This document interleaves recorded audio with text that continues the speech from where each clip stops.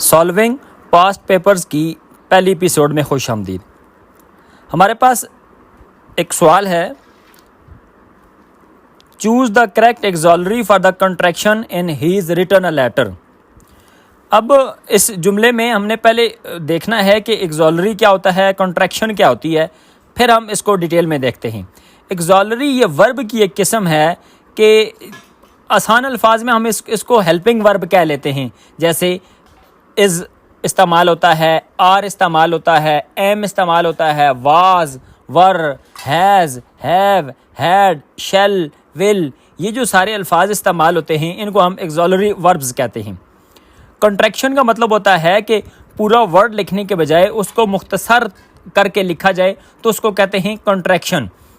हमारे पास जो एग्जाम्पल है, ही अपॉस्ट्रॉफी का निशान है, एस रिटन अ लेटर, कि वो एक खत लिख चुका है, उसने खत लिख लिया है। अब he is written a letter, he has written a letter, he was written a letter, he have written a letter, इसमें कौन सा दुरुस्त होगा? तो पहले हम देखते हैं इज़ को इस्तेमाल करके कि he is written a letter. ये ग्रामेटिकली ठीक नहीं है क्योंकि प्रेजेंट कंटिन्यूस टेंस में इज़ के बाद हमेशा आईएनजी वाली वर्ब की फॉर्म इस्तेमाल होती है। ये नहीं होना चाहिए था, he is writing a letter, तो फिर दुरुस्त होता। He has written a letter को यूज़ कर लेते हैं तो ही हैज़ और हैज़ के बाद वर्ब की थर्ड फॉर्म इस्तेमाल होती है, रिटन ही है अ लेटर, तो he has written a letter, ये जवाब दुरुस्त है। अच्छा, he was written a letter अगर हम इस्तेमाल करते तो वाज चूँकि पास्ट कंटिन्यूस टेंस में इस्तेमाल होता है और वाज के बाद भी वर्ब की आईएनजी वाली फॉर्म इस्तेमाल होती है, तो होना चाहिए था he was writing a letter, तो ये भी दुरुस्त नहीं है। और हैव क्यों इस्तेमाल नहीं हुआ कि ही हैव, ही सिंगुलर है, मेल के लिए इस्तेमाल होता है, तो ही के साथ हैव इस्तेमाल होता ही नहीं है बल्कि ही के साथ हैज़ इस्तेमाल होता है। तो हमारे पास चारों ऑप्शंस में ऑप्शन बी यानी he has written a letter दुरुस्त बन जाता है, तो हीज़ की कंट्रैक्शन फॉर्म ही हैज़ बन जाएगी। हमारे पास दूसरा सवाल है, what defines a digraph. Digraph क्या होता है? डायग्राफ की तारीफ समझ लेते हैं। डायग्राफ से मुराद दो अंग्रेजी के अल्फ़ाबेट्स, दो अंग्रेजी के लेटर्स जब मिलकर एक ही साउंड, एक ही आवाज़ पैदा करें तो उसको हम कहते हैं डायग्राफ। मिसाल के तौर पर हमारे पास एक लफ्ज़ है चेयर, CHAIR, चेयर। अब CH ये दो लेटर्स मिलते हैं तो चे की आवाज़ प्रोड्यूस होती है, तो चूंकि ये दो लेटर्स CH मिले हैं, एक आवाज़ पैदा हुई है, इसलिए इसको हम कहते हैं डायग्राफ। अब नीचे हम अवेलेबल ऑप्शंस देखते हैं। A single character that gives two sound, एक ऐसा करेक्टर के जो दो आवाज़ें देता है, बिल्कुल ऐसा नहीं है। Two letters combined to create a single sound, दो लेटर्स मिलते हैं तो एक साउंड पैदा होती है।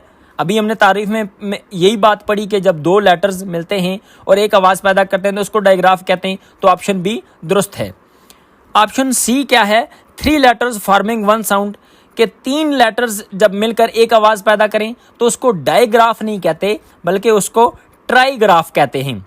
मसलन हमारे पास एक लफ्ज़ होता है शेड्यूल, SHEDULE, शेड्यूल। अब यहाँ SCH ये तीनों मिलकर शीन की आवाज़ पैदा कर रहे हैं तो इसलिए ये ट्राईग्राफ की मिसाल होगी। टू सेपरेट वर्ड्स जॉइंड, दो मुख्तलिफ तरह के वर्ड्स को अगर मिलाया जाए तो वो फिर कोई कंपाउंड नाउन वगैरह बनेगा, ना कि डायग्राफ।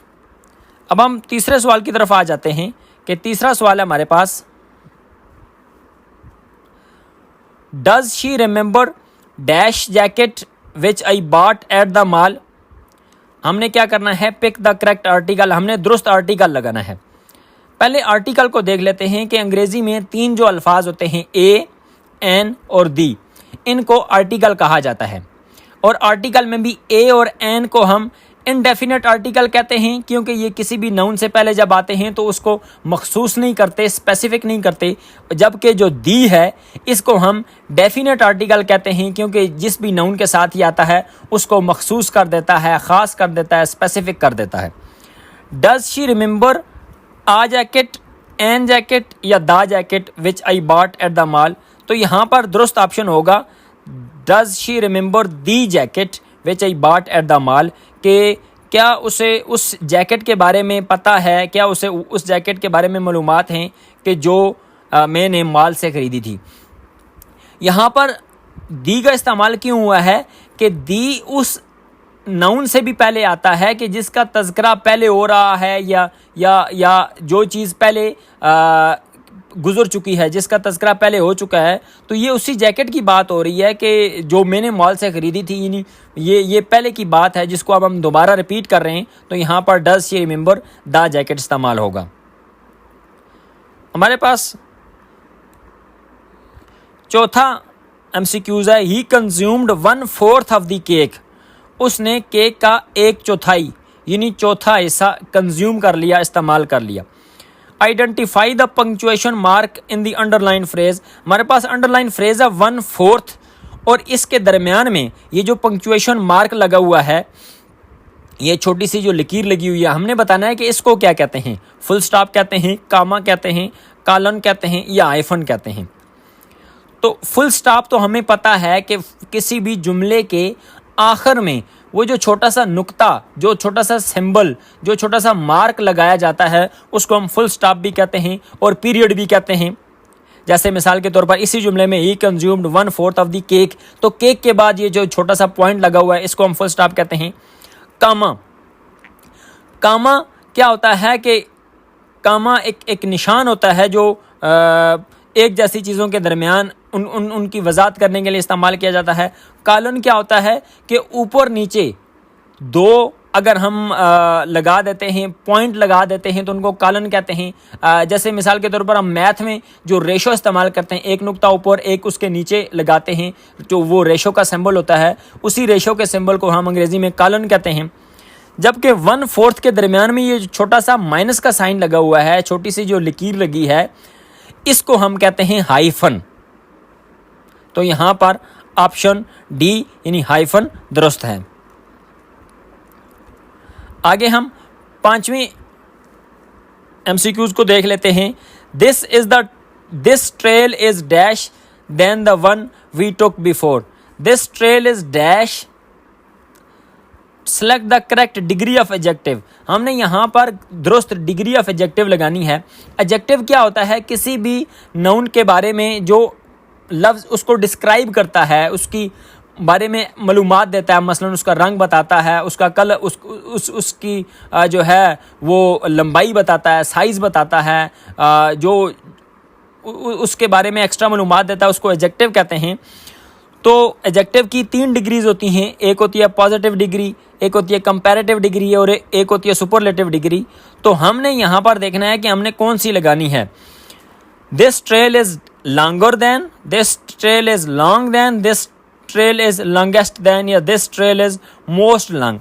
पहली बात तो यह है कि मोस्ट लॉन्ग तो होगा नहीं, क्योंकि लॉन्ग, लॉन्गर, लॉन्गेस्ट होता है, ये रेगुलर एडजेक्टिव है, तो मोस्ट लॉन्ग तो होगा नहीं। सी में है longest.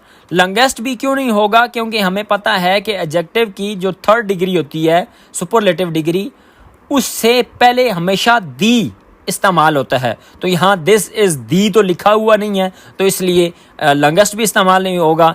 This is long then, हमने ये भी देखा है कि लॉन्ग यानी पहली डिग्री वहाँ पर इस्तेमाल होती है जहाँ पर कोई कंपैरिजन नहीं किया जाता, बल्कि एक मुजमल सी बात बताई जाती है, और उसके बाद देन इस्तेमाल नहीं होता। ऑप्शन ए है लॉन्गर। हमने लॉन्गर के बारे में पढ़ा था, यानी डिग्री, 2nd डिग्री के बारे में पढ़ा था कि जो कंपैरेटिव डिग्री वहाँ इस्तेमाल होती है जहाँ पर दो चीज़ों को आपस में कंपेयर किया जाता है। और इसकी ख़ास बात यह होती है कि कंपैरेटिव डिग्री के बाद जो लफ्ज़ है वो देन इस्तेमाल होता है, जो यहाँ पर लगा हुआ है। तो यहाँ पर ऑप्शन ए इस्तेमाल होगा। This trail is longer than the one we took before. ये वाला रास्ता पहले लिए गए रास्ते से ज़्यादा लंबा है।